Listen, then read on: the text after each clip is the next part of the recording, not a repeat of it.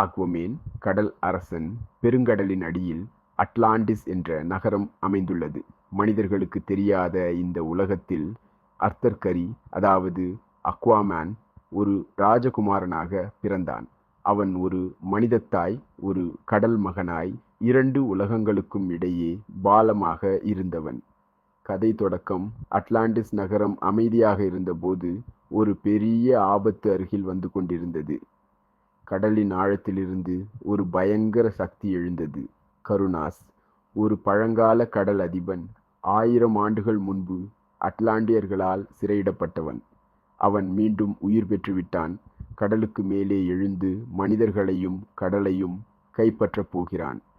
ஆக்வமேனின் பயணம். அர்த்தர் தனது தாய் அட்லான்னாவின் வரலாற்றை தெரிந்து கொண்டு, தனது சகோதரன் ஓர்ம், ஓஷன் மாஸ்டர், மற்றும் நண்பன் வல்கோவின் உதவியுடன் நீர்யுத்த சக்கரம், ட்ரைடன்ட் ஆஃப் பொசைடன் எனும் சக்தி வாய்ந்த ஆயுதத்தை தேட கிளம்புகிறான்.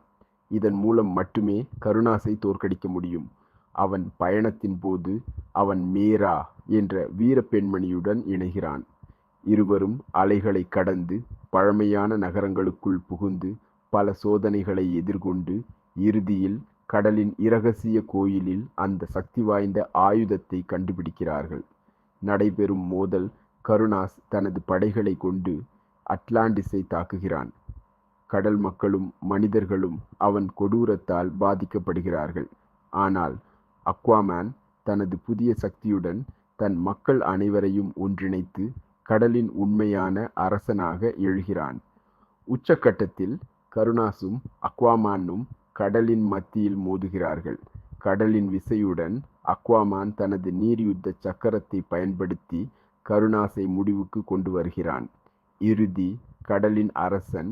இந்த வெற்றிக்கு பிறகு மனிதர்களும் கடல் மக்களும் சமாதானத்துடன் வாழ அக்வாமேன் உறுதி செய்கிறான். அட்லாண்டிஸ் அழிவிலிருந்து மீண்டது.